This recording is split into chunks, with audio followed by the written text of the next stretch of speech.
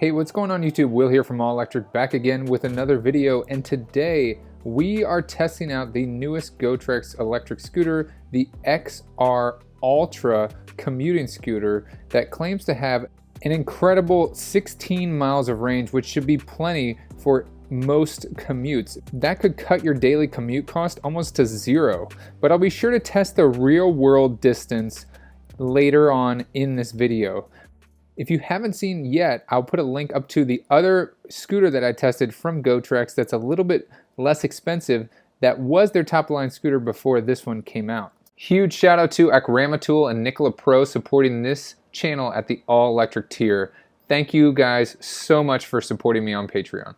So I have here the original scooter that I tested, the GXL version 2 from Gotrax, and the new, that is the one in the light color, or the gray one, that is the XR Ultra that claims 16 miles of distance, whereas the other scooter I tested only had 9 to 12 miles of distance, which it was definitely on that 9 side in my real world testing. Now you can see the only difference as far as the body goes is that red pin that you see there.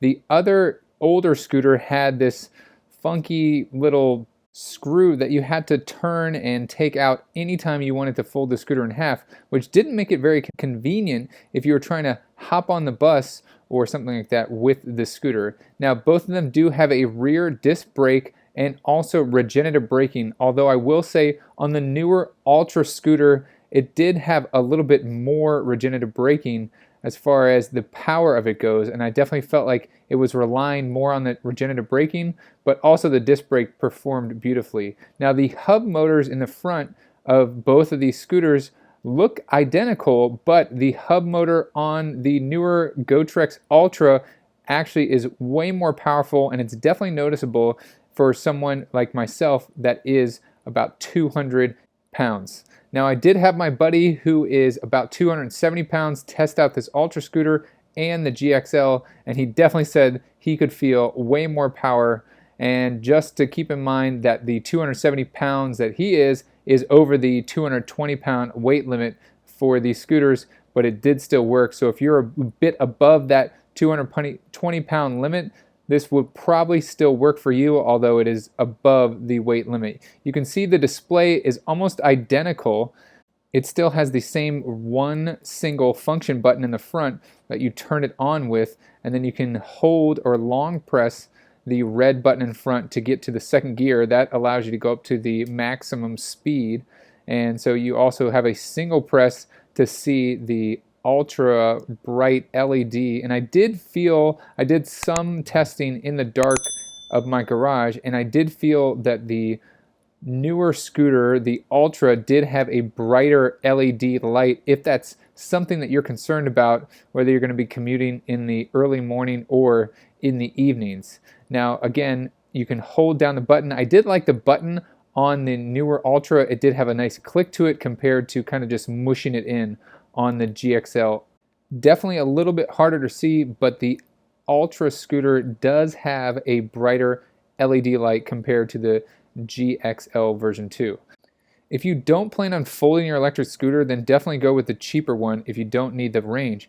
But the Ultra commuting scooter is super easy to fold. You can see I just pull out the red pin and then pull the bar in front, and it folds right in half, which makes it super easy to carry on to like a bus or something like that. And then all you do is fold it out, click it forward, and the pin goes right into place. Now compare that to the older scooter, this black one here, that is a little bit less expensive. They do still sell this model.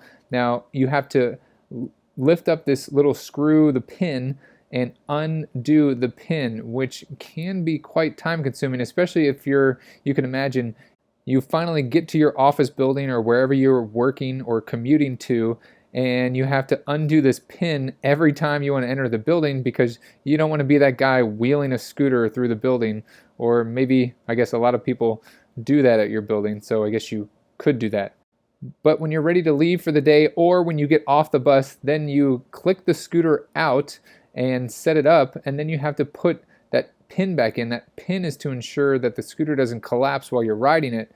Now this is where the XR Ultra commuting scooter definitely pays for itself if you're going to do any sort of folding, because you don't have to mess around with this pin that is on the less expensive or the older model, this GXL model, this black one here. So yes, they do function in the same way, but this pin definitely makes it a lot easier, where you just simply use this red part to pull out the pin, and that is it. Super easy to fold, very fast, very convenient. And then of course, when you're ready to unfold the scooter, all you do is pop the scooter back up and the pin automatically goes into place. So it makes it super easy, really nice just to jump right on and go. I wanted to show you guys, this is all regenerative braking. I did engage the regenerative brakes, but I'm not using the disc brakes here, and it is definitely more powerful than the older model. So now let's look at some specs here. So we have a 300 watt average motor with LG Chem batteries. We also see the 220 pound max rider weight. Now let's compare that to the GXL version 2 commuter scooter, where we get a 250 watt-hour motor with 9 to 12 miles of range. The other one had 16. And again, a max rider weight of up to 220 pounds. Now, I will say again, I did test it with a person that was 270 pounds, and they had no problem on the XR Ultra. The motor did bog down on the GXL for them significantly. Now, this XR Ultra folding electric scooter is a little bit more expensive, and that's because they have more expensive batteries, which we are going to test, because they're claiming that their LG batteries will actually get them 16 miles of range. So that test is going to be later on in the video. Overall, this XR Ultra is definitely a better purchase. If you're going to be spending any sort of miles, let's say if you have a 5 or a 7 mile commute and you plan on using this on a daily basis to commute, I would definitely go with the Ultra, just to ensure that you have all the range that you need and you're not limited whatsoever. I will say that this also has way more power on any slight incline compared to the GXL version 2. The GXL version 2 has a weaker motor, so I definitely say if you live in any sort of hilly area, go with the Ultra.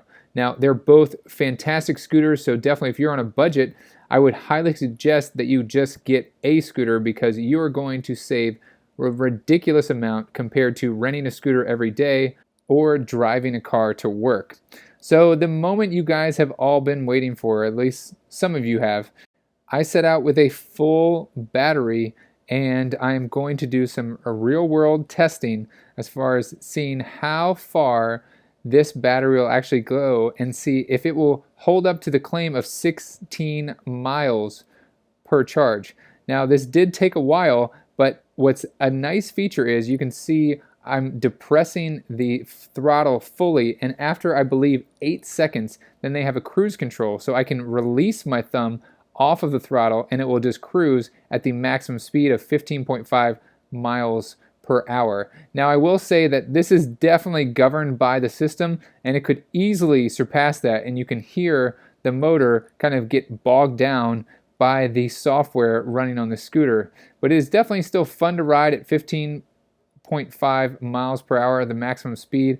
I just really wish that they would have increase the maximum speed just a little bit, but there's probably some regulations that keep them under that 16 mile per hour mark. So you can see the scooter goes up to 15.5, and I will say downhill, like I'm going now, I can get a little bit faster, up to 18 and even sometimes to 20 miles an hour. You can see I went up a curb there, and it handles it beautifully. No shocks on this scooter. I know that's shocking, but the air-filled tires do provide enough cushion for you. Now, going downhill, it is maxed out at 15.5 miles per hour, but you can see here that I'm actually going to go above that maximum speed because I'm traveling downhill at a decline. So the scooter actually gets up to 19.5. I think it almost hits 20 before I do hit the bottom of the hill. There you saw 20 flash for just a split second. There's another one.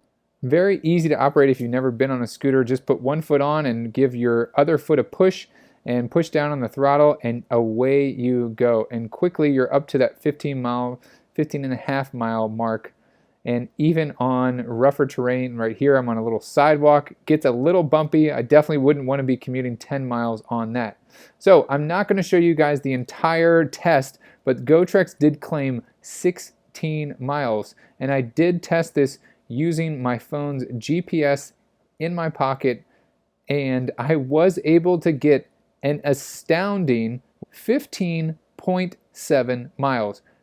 That is insane. That is an insane amount of distance, but that goes to show putting high quality batteries in a high quality product gets you a great result. I'll leave a link to these two scooters down below in the description so you guys can go over on Amazon and check them out there. I hope you guys liked this video. If you did, please give it a thumbs up, share this video with a friend, and don't forget to hit that subscribe button. As always, I will see you guys in the next one.